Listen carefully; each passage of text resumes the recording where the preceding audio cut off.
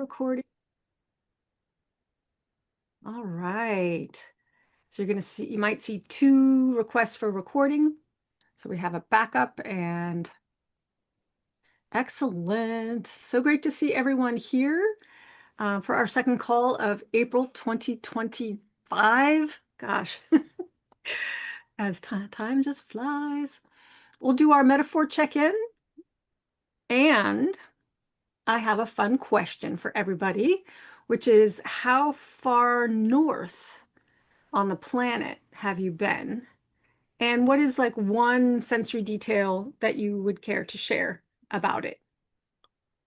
Something you saw or heard or smelled or tasted or felt on your uh, body senses. Mm. Okay.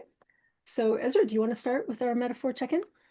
And how Yeah, far north have you been with one like sensory detail? I'll start with how far north. I've been to Sweden and I liked they have these orange raspberries that taste sweet.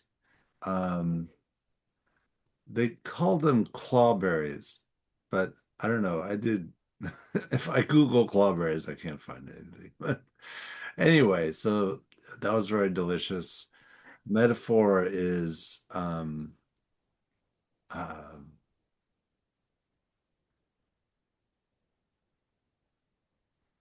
uh, it's jumping into a swimming pool, and I don't really like swimming pools, and uh, diving into a bunch of tickling fingers, and so having a great time. Your writing is going well. Yeah, it's fun. Yeah, I'm immersed in it. that's great. Wonderful. Thank you. All right. I see everyone popping in. That's so great to see everyone's faces. Who would like to go next with your metaphor check-in? And how far north have you been? And what is one sensory detail you've got? I think Katie, is that you ready to jump in? Um, It's either me or Diana. Since I started talking, I can okay. go. Okay. And then we'll go to you, Diane, afterwards. Yeah, you're in the spotlight. Good deal. So first off, t diving into tickling fingers made me ugh, weird, weird sensation there. Maybe it's just I don't like physical touch. In terms of metaphor check-in, this one's going to be a cliche, but putting myself in somebody else's shoes.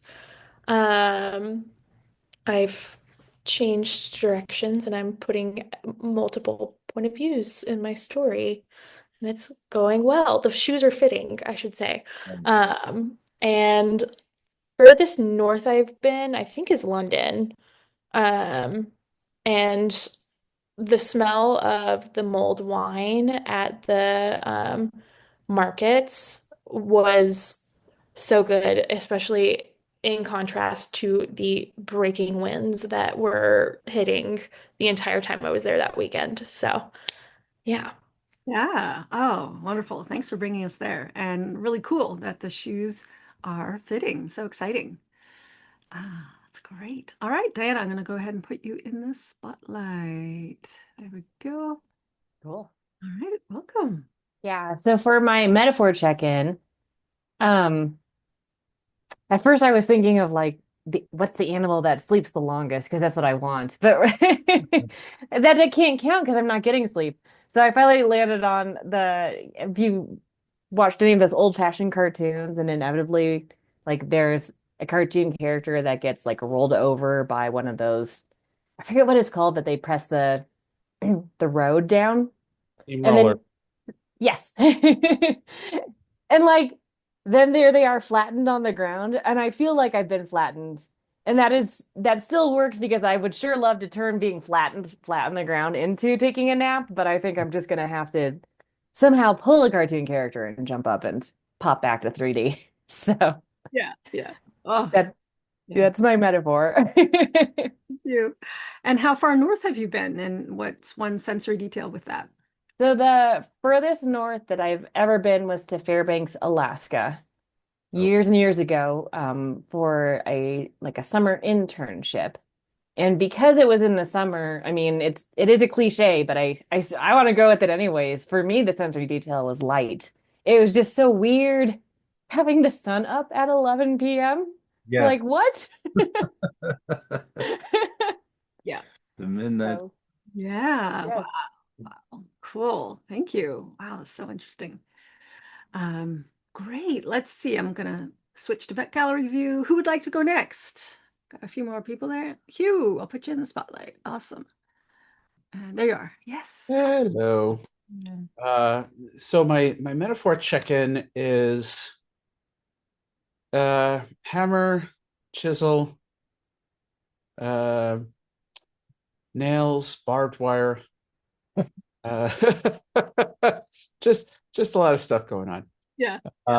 Yeah, I'm building a lot of things. I'm restructuring some things again. So furthest north I've been, I had a similar experience to Diana. I've been to Alaska. Huh. I went on an Alaskan cruise many years ago, and I do remember watching sunset take 2 hours, and 10:30 at night it was still some light, Mhm. and it was quite lovely, and some sensory details. Gosh, it was so nice there. I just remember on one of the on-land excursions was a train ride up the White Pass, an old train. And I stepped between the two cars to take some photos. And it was in a pine valley. Mm. And in New York City around Christmas time, there are people selling Christmas trees on the street. You walk past them and you smell that pine. The whole place, hundreds, if not thousands of acres in that pine valley smelled just like that. And it was just breathtaking. Such a strong, strong smell. Yeah. Wow. And to be in a whole forest. Yeah. Incredible. Wow. Yeah. Wow. Wow. Thank you for that. Thanks for bringing us there. Let's see. Story, can I put you in the spotlight for a check-in? Yeah. Sure. Good afternoon, Good afternoon. everybody. Good evening to some. Yeah. I guess my metaphor check-in is uh trying to swim in an ocean and tackle the waves, except that the ocean is made of rocks. Oh boy. That's intense. And the furthest north I've been is North Pole, Alaska. They were trying to start a new police department years ago, and I was sent to help them try to tackle that task, which they did not. They decided not to do that at the time, so it still is a national type association. But it was not quite as cold as I thought, but it was a lot more north and nothing around um, that I thought. So, but it was interesting. It was fun. It was fun. So I can say that I've been to the North Pole. Yeah, for sure. I think you got us all beat there. That's amazing. Thank you. Well, yeah, not by much. I mean, we had another Alaskan here, but I mean, it was that was pretty far north, but I had never experienced anything like that. But it was fun. It was a lot of fun. But that was years ago. I was young and I could do it.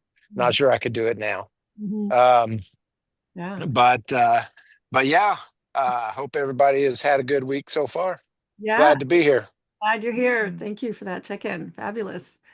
And Nicole, what's your metaphor check-in for today, and how far north have you been? Um, my metaphor check-in is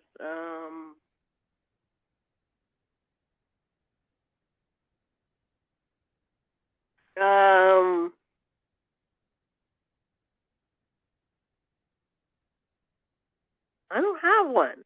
That's totally fine. Maybe if you come up with something later, you could let us know. And how far north have you been? And what's like one sensory detail you can share with us about that? Well, I was born in Michigan, so Yeah. um And then of course we moved to California anyway. But in Michigan,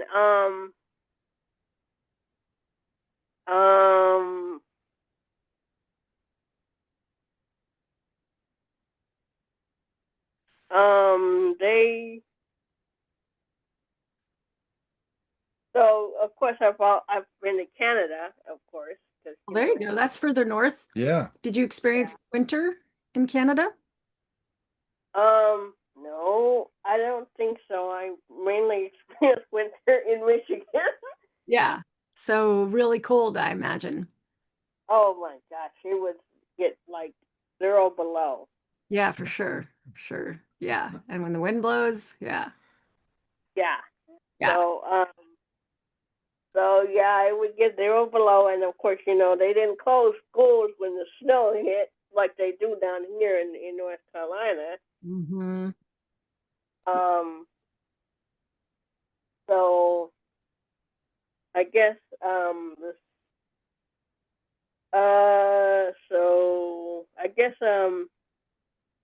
I guess the sensory detail would be the snow. Yeah. Anything in particular, like just cold, or is it like crunchy, or is it like icy? Like how did it feel? Cold. Yeah, You cold. definitely needed a heavy coat, and I mean a heavy coat. Yes. Yes, a really heavy coat. Yeah. Yeah. So, Mm. Cool.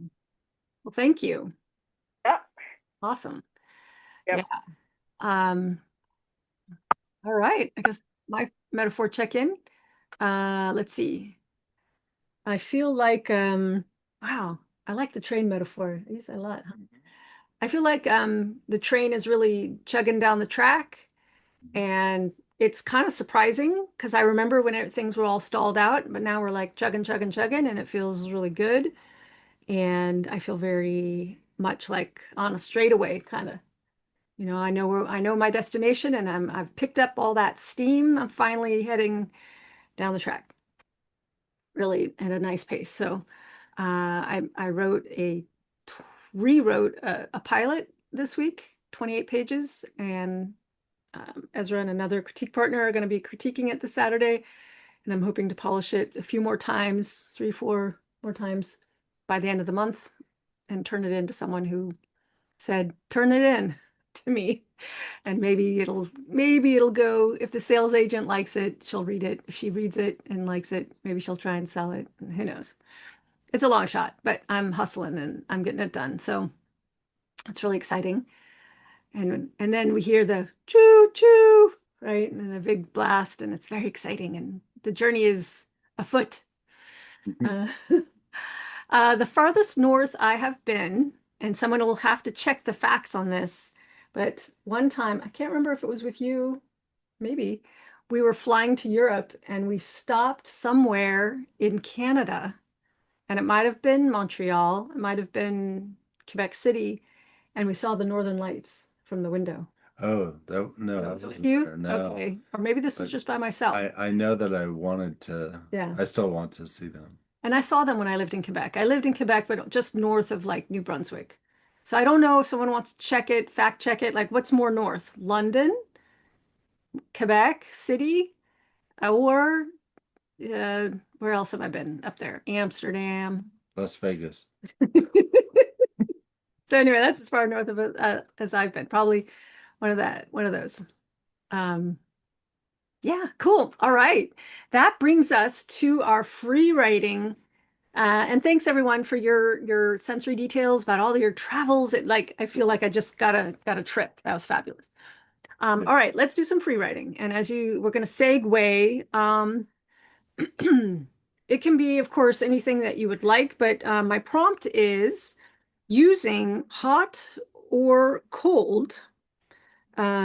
Have your POV character facing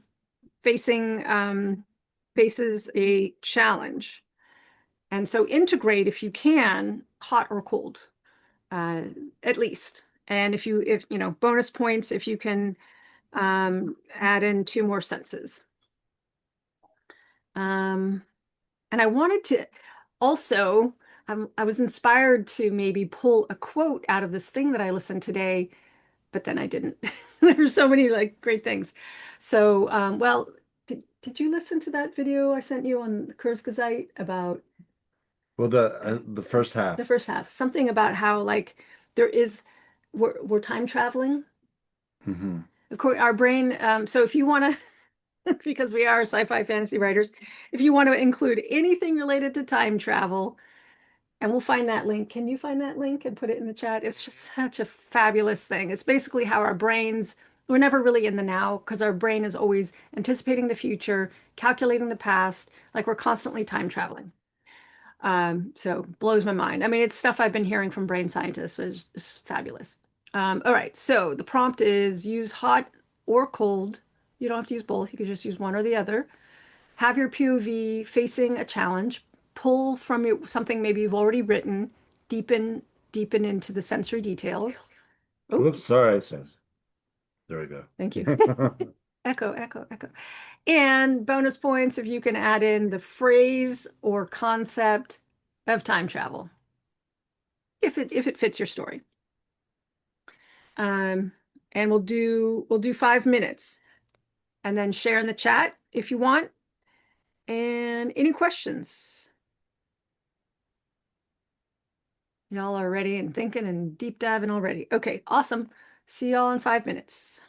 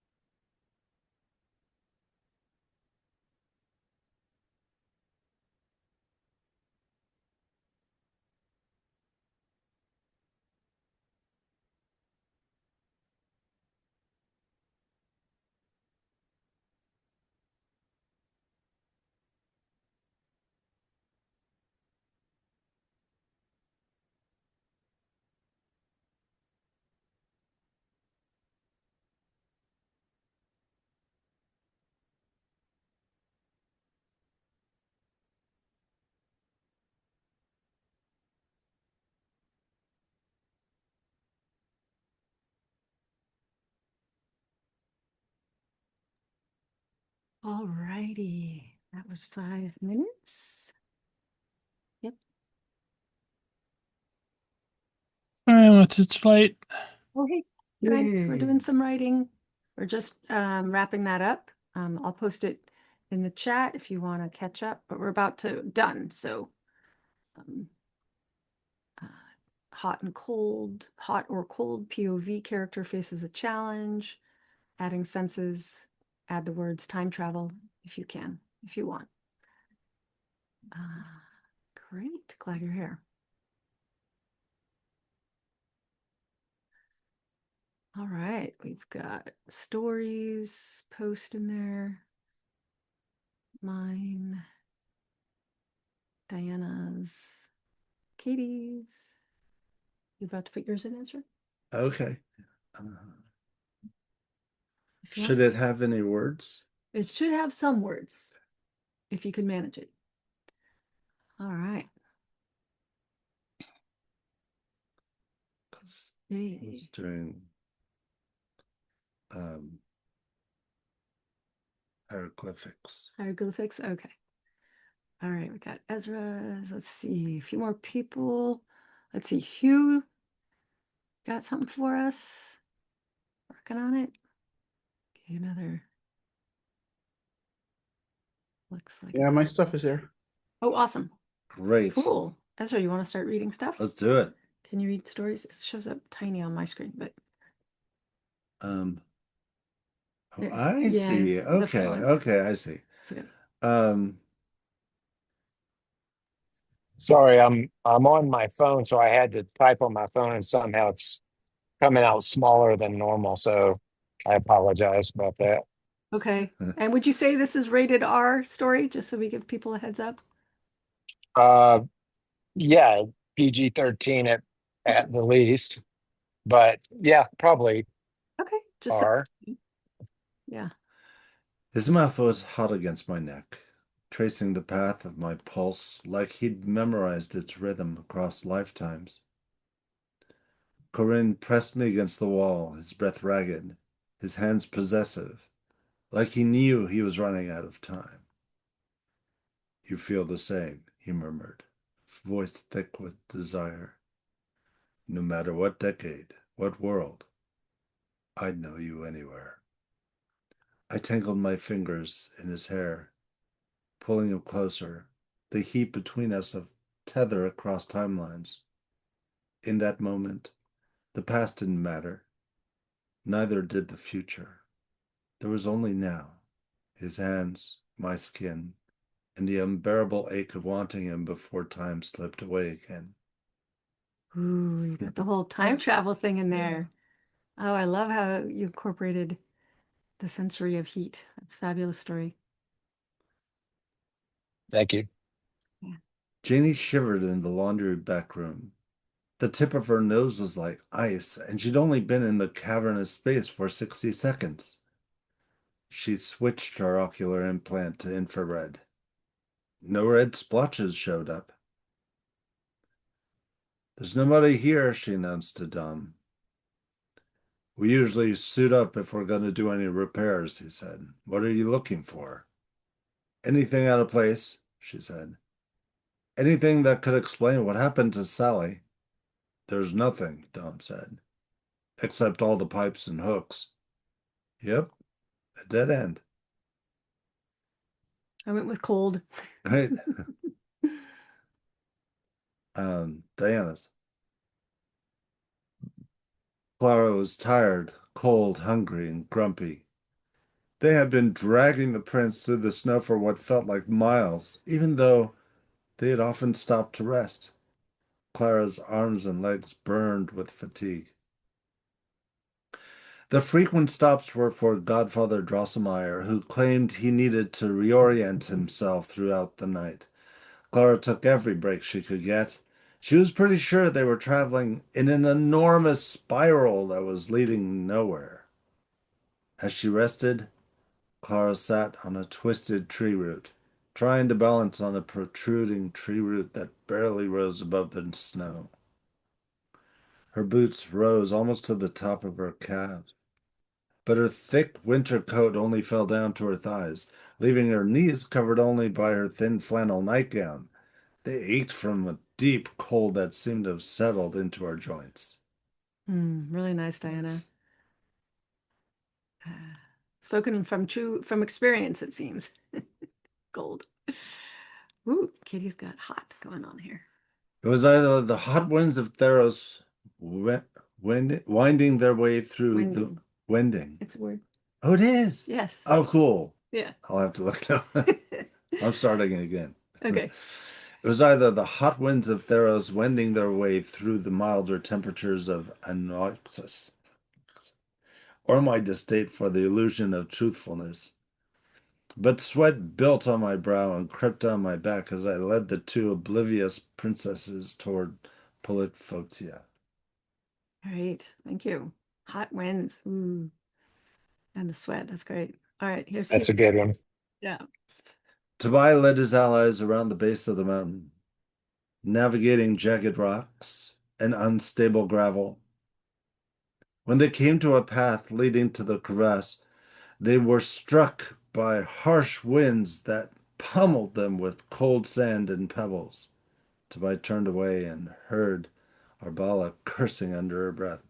The stench of rot filled the air in Tobias' lungs. Brofin was knocked to the ground with a thud, and he vomited up his lunch. Oh my gosh. It's intense. Yeah, Wow. that's great. All right. Ezra's. Hey, Diego! Celeste clutched her overcoat close when an icy chill pervaded the forest. You ever get the feeling that you're being watched? Sometimes, Diego shivered. Why? You feel like someone's watching you now? Oh, someone's always watching me. I mean, who could resist with a face like this? What's your point? No point. Celeste fell in a stack of leaves up to her waist. What the? Diego, help me out of this hole. Part of me thinks you dug it and got yourself into it. Quit clowning around. These leaves are slimy. Action, comedy, and cold. That's great. Excellent. Great job, everyone. I hope that was fun. Now we're going to dive into our lesson today. Oh, I totally forgot. Hey, pasta. I forgot to put your notes in a thing, but I have Oh, my notes in a thing. Yeah. For the place. for the time and the place. Ezra's going to talk about pen names. Yeah. And I have your notes. Where are they? I see your name. There it is, pen names. I usually put all this in a document. You know, I'm just going to throw it into a Word doc. Yeah. And then I can scribe stuff as people add into it. I just forgot to make it all pretty. Great. So how many people here are working or thinking about using a pen name? Let's see. We got Katie. Anybody else? Story's got a thumbs up. Here, let me put us into gallery view so I can see everyone. Again, can I see a show of hands? Who's going to use a pen name? Katie and Story, maybe. Katie, And Story. you're not planning on it. Diana, you're not planning on it. Nope. Nicole already uses a pen name. Trent, are you going to use a pen name? Yeah. Already does. Already does. Yeah. Oh, I'm sorry, you're muted. And Ezra uses a pen name, of course. Okay, let me add this to Word doc.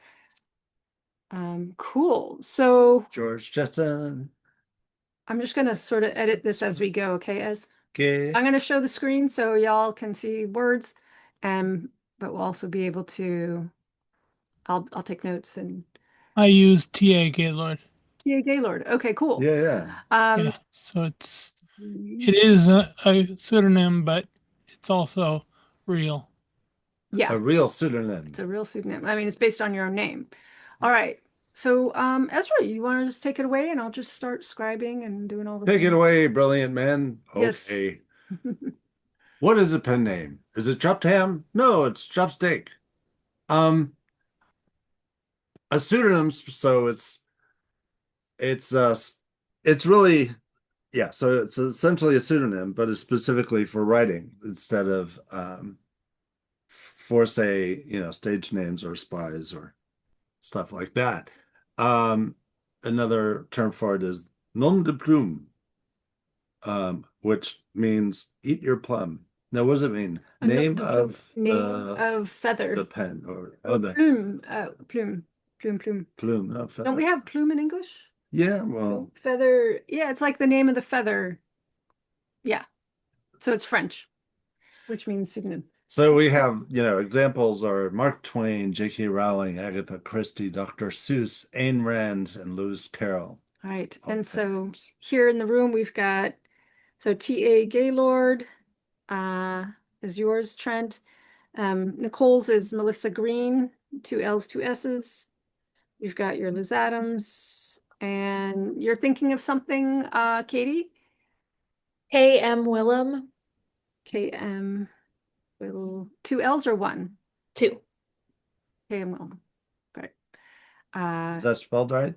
Willem. And is M your middle initial? It is. Yeah. And Trent is A your middle initial? Yeah. Okay. Right. Yeah. And I thought I would use this pen name, Dora Wolf. Dora is my middle name, and Wolf is a family name, a family last name. But not right now. Maybe in the future. Who knows? Sorry, I have to Yeah. point out that we had when we in our writing group when we met for the first time, we had a friend who um used as a pen name. His original name is Allerton Steele. Which why would you need a pen name That's such a to cool make Allerton Steele is such a Something cool name? So he like this. changed it to William Brass, Oh, Brass. Brasse. And part of the reason his Steele, his real last name Steele, ended with an E, and he didn't like how people kept calling him Steely, and weren't sure how to pronounce whether it's Steely or Steele. So he put brass, but then they called it, said brassy brass. They weren't sure. We had the same problem. Yeah, the same problem. So why use a pen name? Yeah.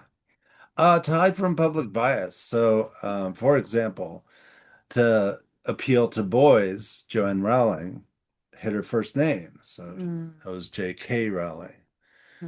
Another example to be taken more seriously, Marianne Evans wrote as George Eliot at a time when I suppose they might have been publishing women's work, but No. certainly, okay, I know for a fact that only men's work were bought at the time and probably marketed. Yeah, so, but I'm pretty certain that the publisher knew that it was a woman because for the interactions and stuff, and probably agreed, yeah, you're talented, let's get you a male name. Another why use a pen name? To hide one's identity from scrutiny. So if a politician who wants to make everyone happy wrote scathing opinion pieces about others, about certain cultures or ethnicities, it would be wise for him to use a pen name.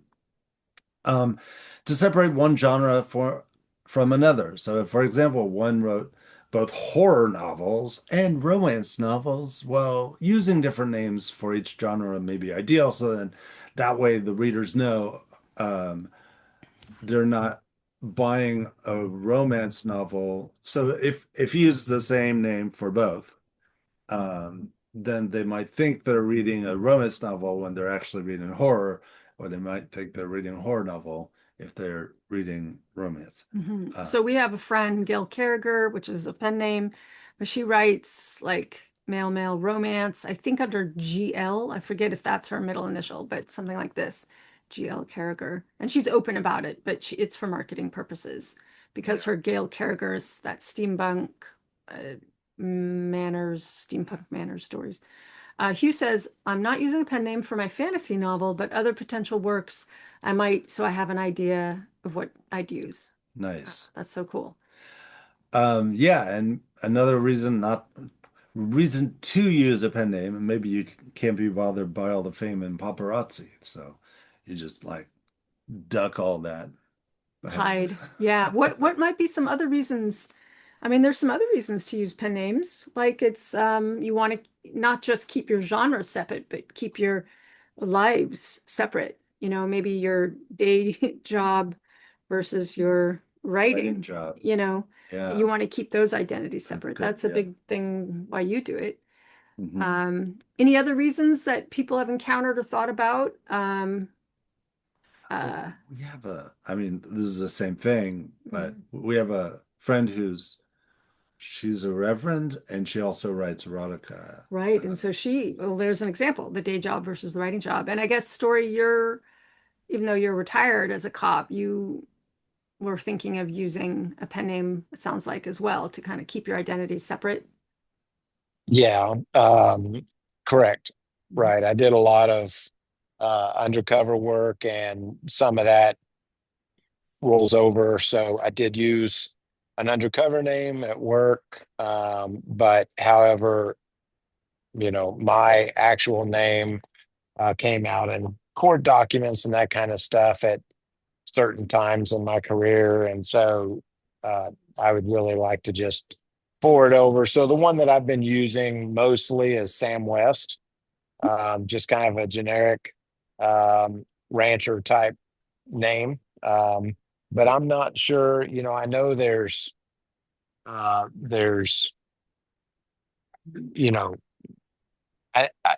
coming up with a name is tough for me. And that's kind of relying on you guys to help the professionals to help on how to pick a name. Sam West may be too generic and too forgettable. So I don't know.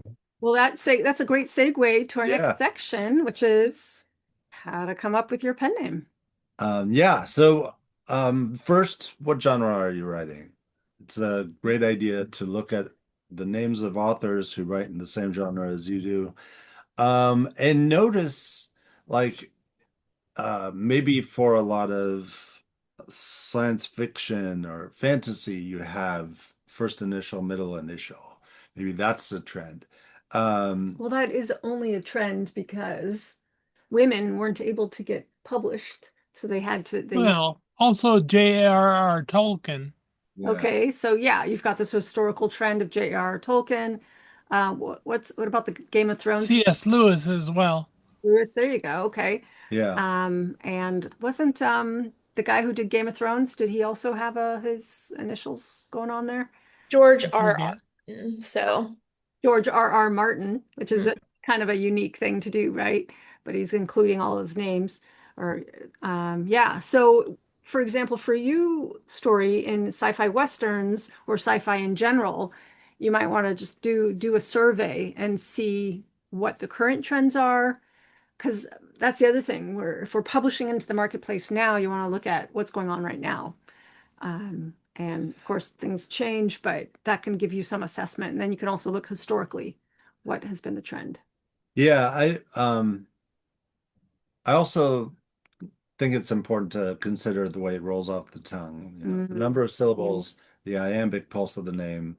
Yeah, I really love that you have that here. Let's see, where did you have that? What, the iambic pulse? What is the iambic pulse? So in other words, like Liz Adams, dun, da, da. Nora Roberts, da, da, wait, da, da, da, da. So the name. But iambic is strong, weak. I am. But iambic pentameter is da da da da da da da da da da. So Sam West, okay, is good, strong, done. strong. Strong, strong. What about Samuel West? Now we've got da da da. Yeah, and I wonder whether, like, perhaps now this is just me, but when I hear Sam West, it comes off strong, which is, I think, may accurately portray the genre. So there's what are some, like, romance names that don't feel very strong? Like, I'm trying to think of X names, Javier. Romance? Sorry, I gotta change glasses to see far onto my bookshelf over there. We've got Vicky Hines, Catherine Neville, Kay Kepler, Patricia Simpson. Well, those are real names. Those are all real names. Yeah. But for you also, Story, and anybody else who wants to play with rhythm, maybe add in a middle initial. If that's since you're inventing it all the way, Story, right. you could, Sam L. West, Sam T. West, Sam J. West. I don't know. I would play with that. See how that's a good idea. So using strong is is not good, Well, or is it? actually, so this is just my opinion. I think it is good if your story is it is a well, I'm thinking of sci-fi western where there's battles going on, but Yeah, maybe that's not what it's about. Um, if it is. By the way, I mean oh, that is what it's about. Yeah. um yeah, if it were like a pure romance, a slow burn romance, which means romance built slowly, is then like Chevalier Simpatico or something. I don't know. But that's Yeah, I'm not sure I could sell that just by the way I look. Yeah. And I think for what you're doing, story with the Western motif so strong that a name like Sam West is so evocative yeah, of what you're doing. And I just want to, Katie, yours, K.M. Willem. I think as a fantasy novelist, K.M. Willem, it kind of like, oh, to me it like evokes mystery. Same with mhm, yours, Trent, T.A. Gaylord, you know. yeah, And I think, Dora Wolf too could have been a great sci-fi yeah. fantasy name if I were going to use it. I love Dora Wolf. That's Yeah. so fantastic. I still have the domain names and everything for it. Until Yeah. you remove the E. And K.M. Willem is actually really a great name too. So if I were you, I'd keep that. Which one? Willem. The K.M. Willem. K.M. Yeah. Willem. Yeah. Yeah. And then you also have some more things to consider. Yeah, so like what are you hiding? So if you're hiding your gender, then maybe try using first and middle initials. Um, and then if you're hiding your identity, That was one of the reasons for me yeah, okay. Is identity. No, a gender. was gender. Yeah. Yeah. Yeah. Yeah. To simply hide identity, you can use just a different first and last name altogether. Um, Right. this I learned late, which is avoid purposely deceiving the readers. So I use a female pen name, and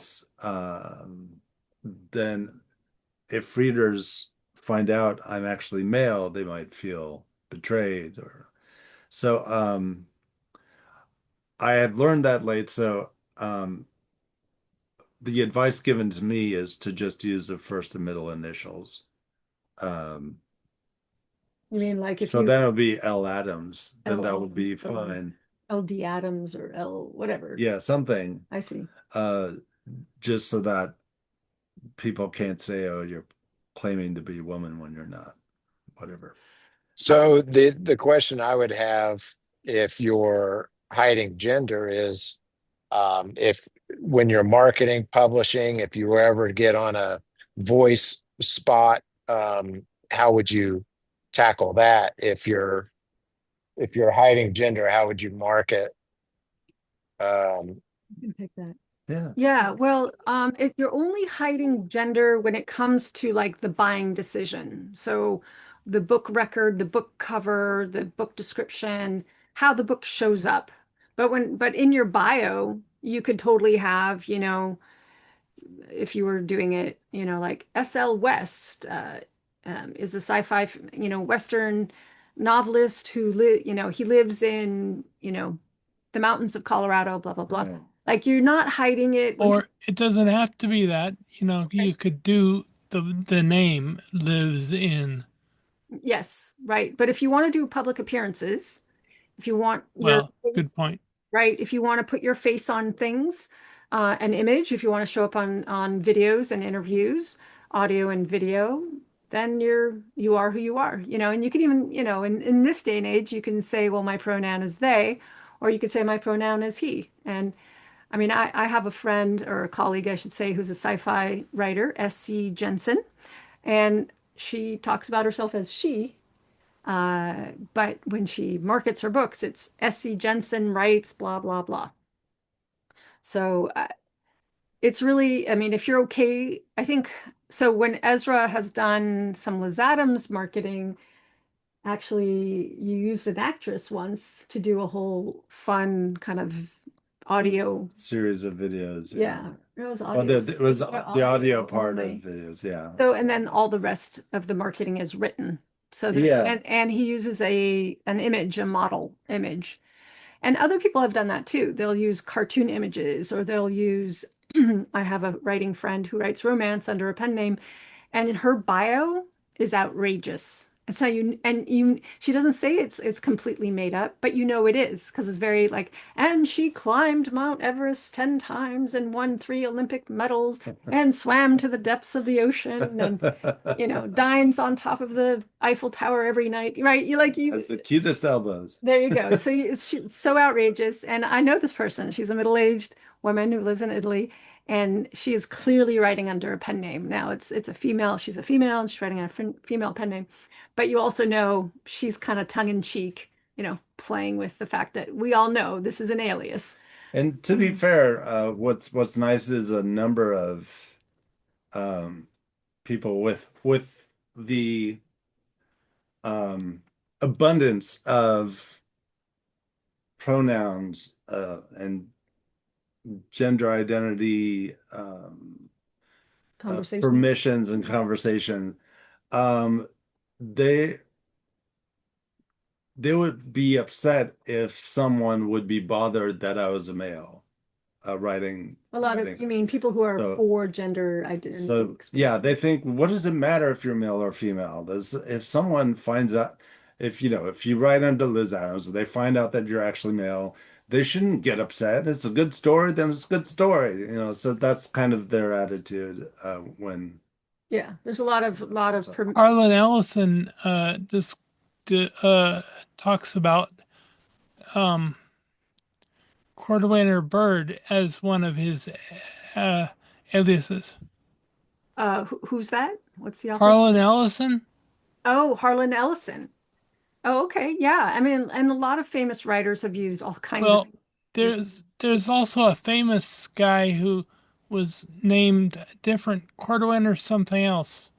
And Harlan Ellison just stole it from him. Oh, okay. Flat out, he knew. And Ezra has this tip. That's interesting, Trent. If you're changing your last name.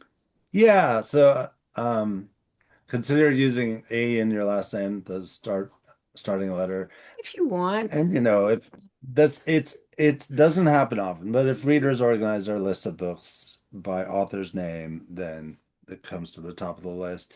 It's kind of why I have a lot of my books, the title of the book start with the letter A. Alice's, Discoveries, Alice's, Okay. Amy, Ariel, so yeah. Okay. There's another. Yeah, go ahead. I asked ChatGPT if it knew of any research on this topic, and it says that names that are easy to pronounce, short, and memorable tend to do better in marketing. Oh, that makes so much sense. Very much. So that's a point in your favor story, with Sam West.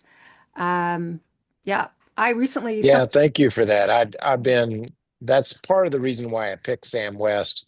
It's very Western, it's very masculine, it's very easy to remember.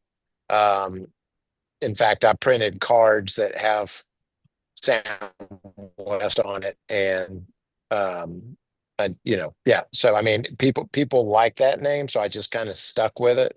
So yeah, thank you. Y'all are a lot of encouragement. I may just keep that name. Yeah. Okay, there we go. Short, memorable, easy to pronounce.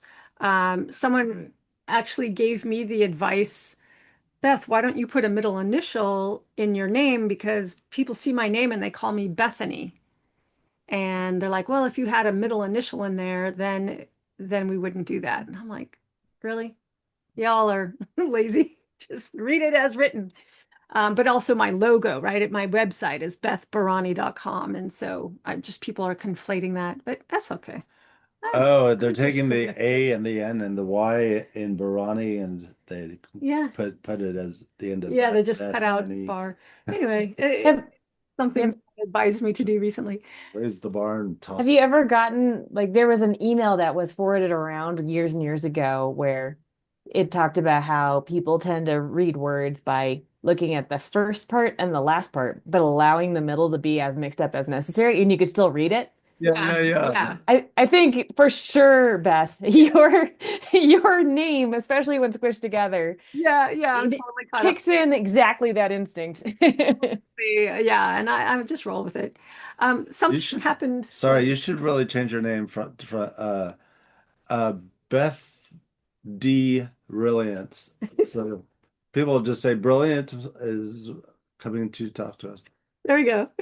Yeah. So recently, one of my clients just published his first nonfiction book, and he's Brazilian. And he published it in English, but he went to look at the Brazilian Amazon page because he is going to put up a Portuguese edition. And he found someone with his exact same name publishing a book in a similar genre. And also the layout of the cover was so similar. Yeah, and he freaked out. And I I need to write him again. I'm like, it's gonna work out, it's gonna be okay. But it's like, what do you do if someone has your same name? Because names, unless you trademark it and all that, names are not like protected, they're not copyright. Um, so usually, so one thing you want to do if you're thinking about whatever pen name you're thinking about is do your research. And Yeah. and even I can't spell Antalk, sorry guys. And maybe if look at the different not just Amazon.com, but if you want to be publishing internationally, look internationally, because Amazon has what do you call them, platforms in lots of like 12 countries, 15 countries, something like that. I'd like to add to this because also reflect on, would you be bothered if someone published a book under the same title as your book or with the same name as your book, as your name? The reason I ask this is because I first came out with a book called 36 Righteous. And then who's that? Preston? What's the author's I name? forget his last name. Another mystery writer with the first name Preston. The last name Preston. Oh, the last name was Preston. I think. First name, no, anyway. Anyway, so he wrote a book after mine called 36 Righteous. Also fiction? Yeah. Okay. Yeah, and it had the same premise actually. And I was actually jazzed because he's actually more famous than I am. I don't think his book was as good. It didn't get very good reviews, but what's cool is that then more people might look up 36 Righteous and my name would my book would come up in addition to his. So that's part of the research is for book title and name and combined. Yeah, and sorry, one more quick thing is someone loved my pen name so much she didn't know it was a pen name. Liz Adams. She said, "I love your name. Can I use it as a main character for my stories?" I think she wrote mysteries. I wanted to be the detective or something. I said, "Sure." And now there's this whole series of mysteries with Liz Adams, the detective, or something. So, and I'm quite happy about that because people might look up Liz Adams and my books come up. So yeah. Advertising. Exactly. Yeah. Any other questions or concerns that any of you have about pen names? Anyone want to workshop a pen name? Because that's something that I wanted to bring up. Story, we kind of workshopped your pen name today, and it's great to play, bring it to other writers, get their feedback. Yeah, anybody want to share? Did we get everyone's? I do have well, people are thinking. I watch this TV show called Younger. It has Sutton Foster and a ton of like Broadway people in it. But it's about the publishing world. And there is this, dare I say, creepy old man who's like basically the equivalent of George R.R. Martin, but not, I don't know anything about George R.R. Martin or if he's been accused of anything. But basically, like, there's this guy who has this crazy, like, famous book series that's kind of like Game of Thrones. And he finishes that series and then he goes under a pen name. And like the whole story around his pen name under a woman's pen name and he writes a romance novel.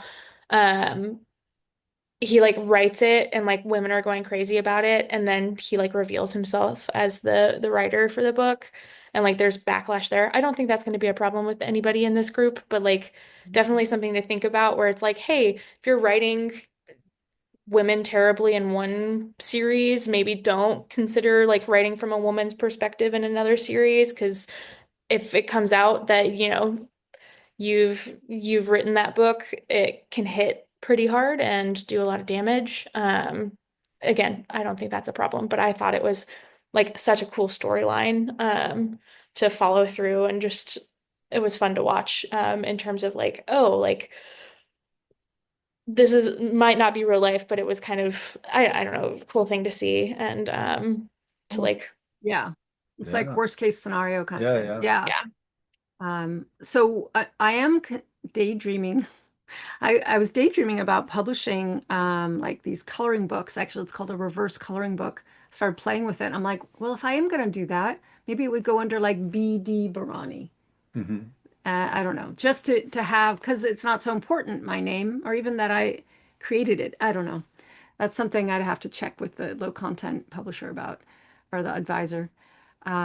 Cool. Yeah. Anything else about pen names that we want to talk about or workshop, or if anything comes up, also, yeah. I think I'm good with mine. Yeah. Um, you know, I do have, you know, a world where like motherhood is big deal, but my books have no cussing and no anything, you know. I mean, there's references to pregnancy, but other than that, Yeah. it's like, Yeah. You're doing like clean YA, or, I mean, I had to consider that as well when I did YA. It's like making sure it's yeah, acceptable. totally clean. Yeah, yeah, that's great. That's great. Yeah, because we do get then associated with that, and then something to consider is if you do like what I did, is I did the YA, but then now I'm moving into adult. All my Janie McAllister stuff is, it's sexy, it's swearing, it's murder mysteries. So I have to really, I have the same name, but I just market it differently. So that's something to consider. One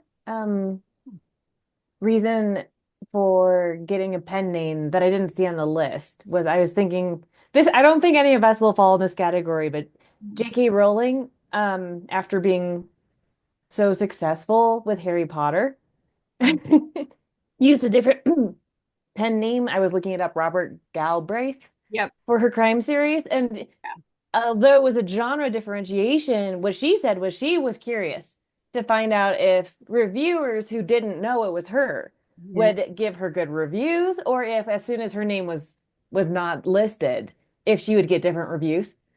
Yeah. And of course she was actually disappointed when, you know, the news broke about the truth behind her pen name, and suddenly everybody was interested because it meant that she couldn't really judge what Mhm. people thought under that name. Yeah, so gauging what people think. And on the flip side, I heard this was about 10 years ago, easily, maybe 15. A woman science fiction writer submitted a bunch of, tried to get published, tried to get her manuscript published, you know, sent it out to agents and editors, got cool to no responses. Like, no, thank you, just generic responses, or none, no response at all. And then 6 months later, sent it out under initials. So now hiding her gender. Or maybe she even switched it to a man, actually. That, I think she switched it to a male name. And she got warm reception and excitement. And so that's kind of the flip side. Like there's a lot of bias, at least in traditional publishing, still, at least it was at that time, and I'm sure it is still today. So that's kind of the dark side of Mhm. choosing your name. But that's all, that's just traditional publishing. I think with the indie publishing world, it's when you go direct to your readers, Mhm. it's so different. ChatGPT did bring it up because I had asked about research, and ChatGPT said studies show that readers often associate male names with authority and female names with emotionality, it says. And that's not a word I usually use. Yeah. So, but that's the association that even readers will apply. Yeah, and Yeah. it's all cultural, right? We all grow up with these, especially in American culture, all these deep biases that are passed down from generation to generation. Yeah, it's intense. You wanted to say something else? Well, it's just I remember when we went to some dinner at some event. Maybe it was a mystery or something, but I can't remember. But this speaker in the restaurant, uh, he was he was blatantly talking about how I think men are more successful than women authors. Like we were looking at it, like, what has There you nothing go. romance? There's the bias right there. There it is. Yeah, like, oh, let's just erase all the romance authors who are like Yeah. incredibly successful and it's Yeah. the best-selling genre out there. Yeah, Yeah. exactly. Yeah. Well, there you go. Cool. Well, I hope that this was helpful. What shall we talk about next time? Any top of mind? We can go to craft, we can go to marketing, we can go to all kinds of things. I have an idea. What's Uh, that? what is the different? I mean, I can differentiate between like adult and children's books, but like where's the line on like young adult, new adult, Mhm. adult fiction? Mhm. Okay, let's talk about that. That's great. That's kind of a moving target, but I mean, because it is very trend oriented, but there are Yeah. some, I think we can put. How many swear words can I use? That's right. How many words? This is great. And Okay, I'd we'll like talk to about know that. as well. I mean, ideas, but Yeah, this is something I've thought deeply about, and I'm kind of revisiting all of my Henrietta stuff now again. So yeah, cool. We'll do that next time. And then Story, I have you up for next time as the author, if you're ready. Yikes. I know. If not, we can put Trent there because Trent, you were supposed to be the writer for today, but I'm going to be the writer for Oh, today. I'm sorry. Yeah, give me a little bit more time, Beth. I'm No, still waiting on your newest yeah, additions those are coming soon. to to what I wrote. And Okay. that's Did you want right in do you chapter want to put one. me down So for following? Yep. I'll put you down for next time, May 1st, Trent. Um, Okay. Great. And okay. all right, so let's do some critique. And Beth wants to show off a little bit. And so I'd like to switch gears, if that's okay with everyone, and do a little bit, have you all eyeball my script. And Ezra expressed a little bit of reservations that I want to do this today because we're not script writers, right? We're fiction writers. But I think it could be really, really interesting for everybody to take a look at what a script looks like, but also like I still in a script you have to convey um, visual, you have to convey action, and you have to give essentially you're kind of giving direction without giving explicit direction to the cinematographer and the director. And then you also have to write a story, but it's now in script format. So I did not come to script writing overnight. I've been working on writing scripts since 2017, dabbling little by little by little. I had a one-on-one coach, Dan Calvisi, that Ezra just took a class from.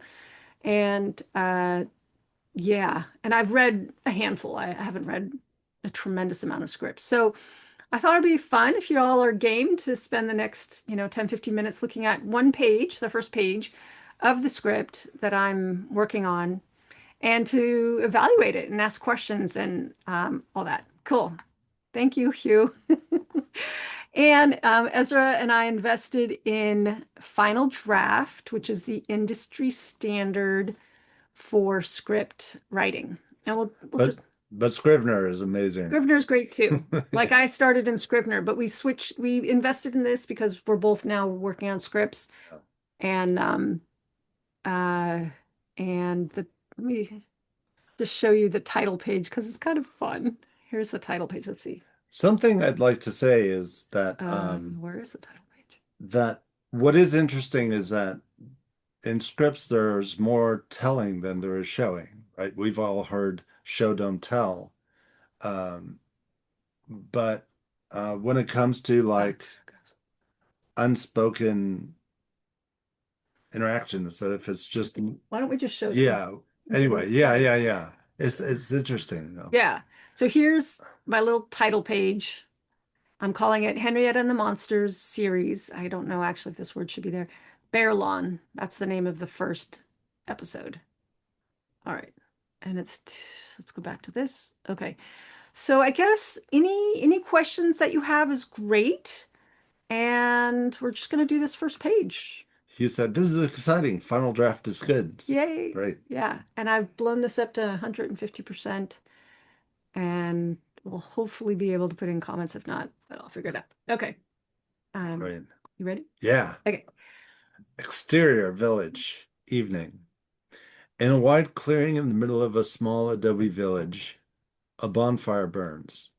Around the fire, remnants of food and drink spilled over beside logs. Villagers huddle together against a wall, crying and moaning. Wise woman village elder, wizened and ancient, clutches Jenny, 10, in her arms. Jenny grips a wooden sword too big for her, face white. I'm sorry, is that wizened or weazened? Oh, I don't know. I think it's wizened, but I don't know. Interesting. Yeah. All right, let's keep going. Henrietta!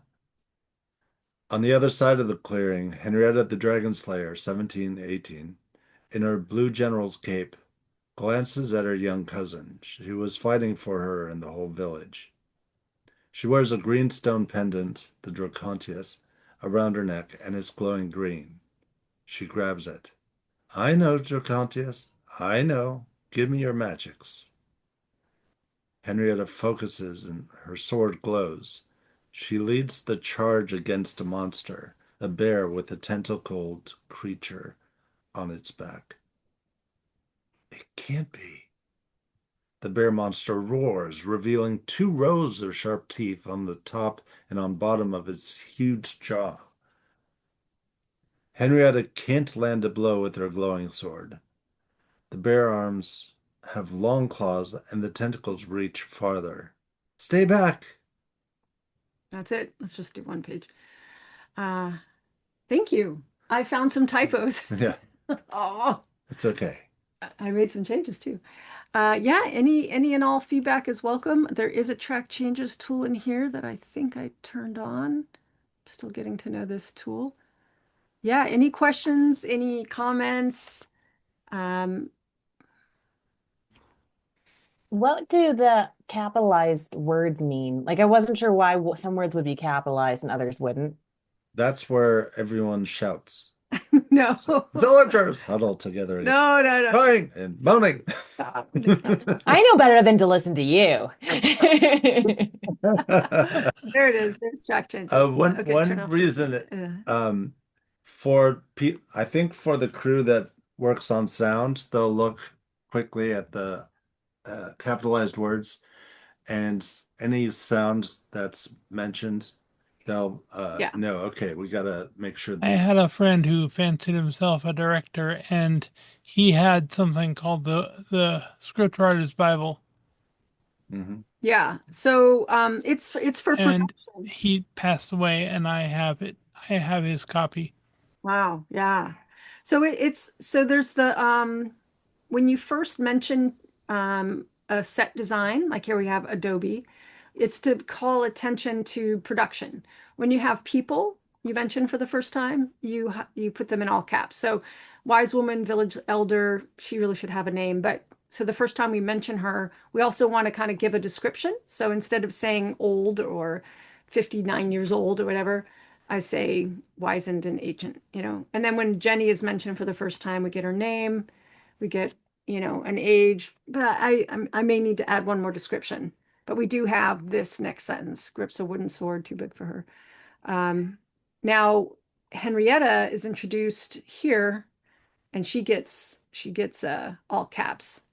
Because this is the first time The in very first entire manuscript or a script that we see her. And then because this is a prop, the greenstone pendant, which is called the Dracontius, and then you want to all cap it, and then glowing green, it's going to be an effect, a special effect. So it's for production, and it's for because people in the film industry, they don't read, they yeah, scan. they don't read. They scan. Yeah, any comments in the chat there? Yeah, I'm trying to analyze this. So Katie said, would there be a sound in the background of the monster approaching at the beginning of the scene? 'Cause that would be creepy and fun. Um, like in the directions. The directions is that? Oh, I see. Like in the action part, maybe. Yeah, because this is called direction, or it's called action. So let's see, if I hit return, come on, are you gonna let me edit? There we go. Oops. Things are slow. There is something called direction, but the trend is not to give direction. You don't want to tell the director what to do. But yeah, I could add, well, right here we have the monster roaring. I debated whether or not to make it a dialogue, and later on I do put the monster here in dialogue, and we have it making noises and stuff. So, but Yeah. you're saying have it be approaching. I wonder if there's a way I could make a note. Still learning all the tools here. And then I wonder if roars would be a Yeah. sound. Yeah, I don't know. outcomes. I Or don't know. just like the sound of like crunching leaves, like the monster approaching, where like Mm. having everybody crying and afraid and not having like the creepy sound in the background makes me think that they're afraid of Henrietta at first, or at least just like in like quick Right. grab and read of the of this. Okay, like here, Yeah. something. Yeah. Approaches. And you notice in script writing, people are staying away from ing. It's all in present tense. So instead of saying approaches, I might say lumbers, or what's a good sound verb? Crashes through the underbrush, or something, right? Like so the verb we're using is going to be like, give us that percussive sound. So now the sound department can go, ooh, how do we make that sound? So now you're not saying, hey, sound department, make the sound of a monster crushing through the underbrush. Do you see what I'm saying? Like, you're not, it's interesting. You're writing prose in a very evocative way that someone in the sound department or the props department or the production design department can interpret and bring to life. So that's great feedback. Thanks, Katie. Great. Anything else? Let's see, going on there. Would there be a sound? Oh yeah, creepy and fun. Yeah, thank you, thank you, thank you. Yeah, and so there you go. There's some fun things. And then this is 1, 2 pages, 3 pages. This was the teaser. The teaser is the big fight. And then actually, this shouldn't say next day. This should say previous day or earlier that day or something like that. I'm So gonna jump to get to my next Thanks for meeting. coming, Katie. Thank you for having me. I will see y'all next time. See y'all next time. See you next time. something that wasn't didn't come up. Mhm. It seems to be that like say Henrietta is scared or Henrietta Yeah, you can't talk is- about. but so that's instead of saying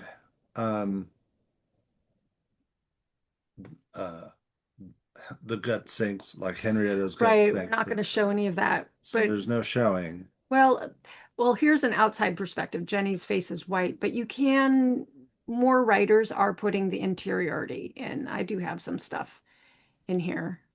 Anyway, we can talk about script writing, the difference between script writing and prose another time. And there's a lot of schools of thought, and there's no one right way to do it. Yeah. Yeah. Let's transition unless you have one more thing about it. Yeah, I like that. The only thing I was going to ask is, so I think you already answered it though. You can't tell the director what to do. So you don't want to put like, if your idea is to have um, a, wide angle on the bonfire and the adobe and the people around the fire glowing, and you can't call camera angles or anything like that, correct? Right. But just by saying in a wide clearing in the middle of a small adobe village, that's a wide shot. That Yeah, is right. a wide shot. And then a bonfire burns. So now we've come closer in. And now around the fire, boom, now we're getting remnants of food and drink spilled over spilled over beside logs. So again, Yeah. So you're still giving your idea of what the shot should look like, yeah, we're without telling the director what to do. that's So right. You know, villagers huddled together against a wall. So that's kind of like that's a medium shot. right. Medium Yeah. wide, you know, and here we are, wise woman clutching Jenny in our arms. Now we're close up, right? We're Mm. close in on people. So without telling the director and the cinematographer how to shoot, you're telling them what to focus on and how close to be to it. So at least that's how I like that. yeah, it's pretty amazing when you start to realize, oh, I am telling the director what to do. You know, Mm. I did there were two things where I had a question where I don't know if yeah, please. it's relevant or not. One was when Jenny was brought up. I wasn't sure if it should say Jenny or just Jenny. Right here, clutches Jenny. Whoops, there's a typo. Is it- Okay. Yep, that's all I was wondering was like maybe in directing it's Jenny. I wasn't sure. So but I did. How many times have I read that and neither caught it? Yeah. the other one was when the bear is described, Mhm. the comma made me uncertain. So what I wasn't sure was Here. the tentacled creature on the bear's back. Okay. There. No, good catch. No, that I saw that when you were reading it. Yeah, that comment shouldn't be there. Yeah. And yeah, good. No, that's really good. Thank you. Does it make sense? I would say I kind of feel like maybe Hugh, you have a lot of experience with this already, and I just don't know You just don't know what. What's your question? whether you've written a lot of scripts or something. Well, you've done a lot of plays. I know he was Oh acting. yeah, I've done plays. This is the scripts for plays look a little bit different. Yeah. And the directions are different. They don't usually have like interior exterior types. It's usually like a paragraph or two of prose describing the set and the scene. Right. Yeah, it's And so it's different. yeah, so for movie and teleplays, they are a bit different. Good to know. But I learn as I read. Yeah. I know you were on South Park. That was And just so, something else. so I wasn't sure how much acting you've done, in terms of on screen or whatever. Oh yeah, on screen, none. I mean, I did do a scene with somebody for her demo reel, Oh, fun. Oh, that's a scene from Angels in America that we had done in class together. And so I was filmed. It was the first time and only time I was ever filmed formally. All the rest of my work is stage, and the stuff I did for South Park, they drew me, and I did some voiceover stuff for them. So how cool is that? Oh, that's so cool. Well, let's wrap up. What are your takeaways or ahas for today? Anything that you want to take with you that we talked about, whether it was from our free writing or from the discussion on pen names or looking at the script? Anything you want to take with you as you go forth and work on your creative stuff? Go ahead and Part post. of me wants to say, screw you guys, I'm going home. What's that, Trent? I just pictured Cartman saying, screw you guys, I'm going home. Okay. Oh, okay. That's a South Park reference. I guess so, yeah. it is, yeah, as Cartman says, screw you guys, I'm going home. Yeah, he right. gets it more close to the mark. Yeah, that's great. Yeah, really fun. Yeah, any takeaways, next steps? What are your next steps? What are you going to work on next? What's your next focus? Yeah. I'm still doing my separation novel, Okay. That's great. and I'm still struggling through it. Okay, working first drafting. Editing and editing and editing and Yeah. working on about the third draft. Yeah, good. And Diana, you're going to be editing. You told me you're going to start incorporating, responding Yeah. to my edits. Good. And what I learned was I should be talking to ChatGPT more about names because it taught me so much actually just now. Okay, good. So I think it might be a good source of name suggestions. Yes. of all the ways I use ChatGPT for fiction, it's very little. The only thing I use it for is name generation and like the naming and getting ideas, Right. lots of ideas. Yeah. I don't use it for anything else. I mean, I use it for marketing, but yeah. What other takeaways or ahas or next steps do you want to share? Hugh, we're meeting on Saturday. Look forward to looking at your stuff. And Story, I'm going to be editing your stuff soon. Diana, I owe you pages. Ezra, I owe you pages. I've been busy. Yeah. Yep. Good. And then the next call is Thursday, May 1st. If you want to come to the writing sprints, the next one is Sunday, April 27th. And then also, I have a teacher coming in to teach on romantic subplots, which is going to be in about a week and a half, April 30th, Wednesday at 9 a.m. Pacific, 12 noon Eastern. And I am happy to give any one of you a 100% off coupon for that. And Gayla, who's teaching, is one of my clients who I'm helping. She's launching her business as a book coach, and she's a very experienced romance author and a good teacher. So that'll be jam-packed if you want to like hone in on romantic subplots. My aunt has that name, Gayla. Wow. And unfortunately, she has my last name. So Uh, she grew up as Very good. Gayla Gaylord. That's a mouthful. That's a mouthful. Yeah, I think my grandparents were crazy. So if you would like 100% off coupon for the romantic subplot, just email me and I'll get you that link.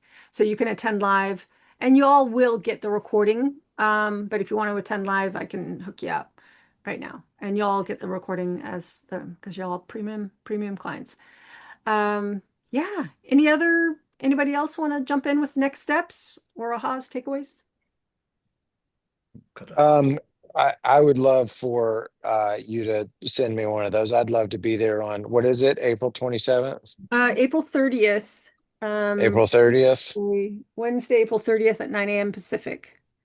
Okay. So I that would love to be there. I'll I send kind you. of, what I wrote tonight on our little writing stint was kind of a test of reading, macro reading y'all's faces on how you perceive that. So That's great. You're an expert in Yeah. reading faces. It makes me I am, comfortable. but I would I would like to maybe talk to you about that. That was kind of a test on my part, nothing secret on y'all's part, but I just kind of diving into that and don't know where I'm going with that. But yeah, I would love to be there.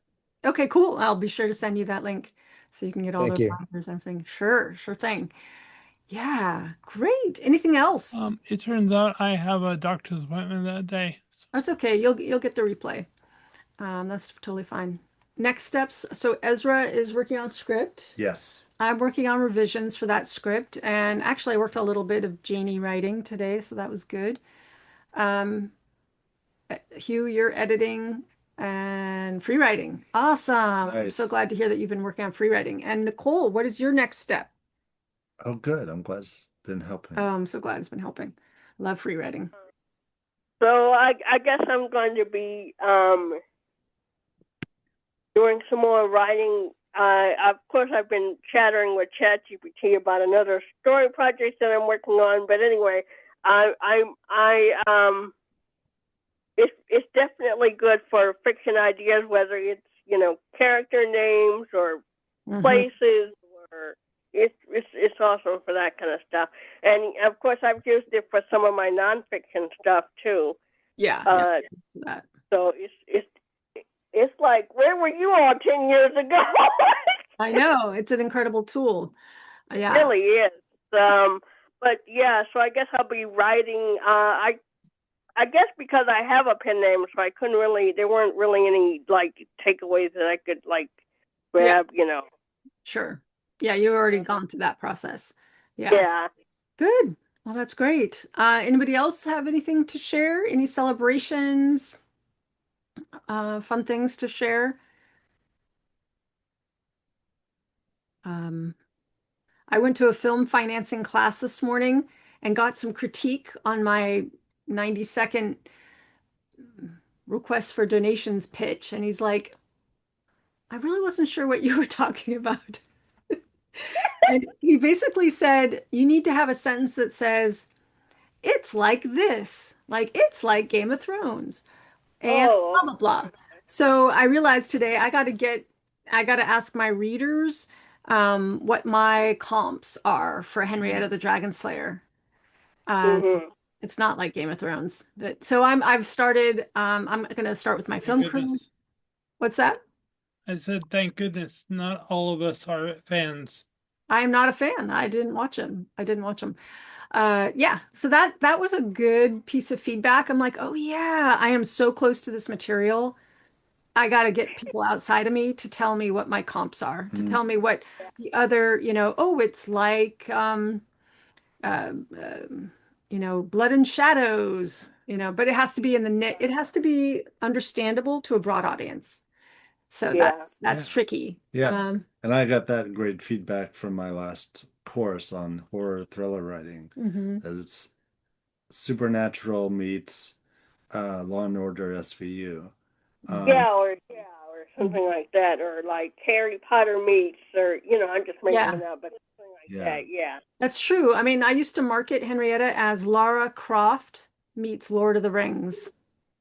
I don't even know who Laura And there are Croft is. suggestions of using the most recent stuff. Yeah, Lara Croft isn't recent anymore, but Lord of the Rings Yeah, that is Well, so incredibly enduring. Yeah, because they're still doing like spin-off series on like Prime and different things. Oh, And of course. Yeah. Yeah. I know we're a little bit over, but I'm just curious, does anyone know of a contemporary that would match Lara Croft? That's as big as Lara Croft was. I mean, there's Xena the Warrior Princess, but that really is dated. It's not really Buffy the Vampire Slayer because that's contemporary. I need something that's fantastical, strong woman heroine. I mean, there's Wonder Woman, but again, no. Black Widow. Black Widow. Yeah, Black Widow. Black Widow, but Black Widow again is set in the contemporary era. Like mine is completely Oh yeah. fantastical. Um, Although, I mean, isn't Lord of the Rings completely fantastical? but So if you have Black Rings- Widow, Lord of the Rings is an ensemble adventure story. Lara Croft, oh, that's true. Lara Croft was not fantastical. That's true. But Lara Croft, it's a story about a strong woman heroine who's kick-ass and, agile. So Black Widow might work. I don't Maybe. know. I don't, yeah. What do you I think? don't know. Oh, I totally just asked ChatGPT because Okay. Yeah. What do you think? Yeah. I mean, it recommended Ciri from the Witcher series, which I've never seen, so I can't say, Oh but my goodness. that's Yeah, like a I- fantasy. Yeah. I haven't seen The Witcher either, but I have it all on my list because every time the Netflix series is it's audio described, so I haven't seen it either. But I've added every single part of that series to my list. So Okay. Yeah, I don't know The Witcher either. One of my favorites is David Eddings, David and Leah Eddings. The Belgariad, the Malorian. Okay. Okay. Would that be a comp for Henrietta the Dragon Slayer? I don't know. All right. Well, I'll do some more research. Now, this is great. It's definitely fantasy. maybe something like the inheritance cycle. I don't know. I'm sort of making that up, but something along because even though it's about a boy, but he ended up like. Oh, Ahsoka. Ahsoka, I love that. Yeah, I need a story that has a strong female protagonist, and I love Wow. Ahsoka. Yeah, she's amazing. One or two strong females. Yeah, I need a story that's female driven. I mean, maybe Black It's Widow. not bad. Okay.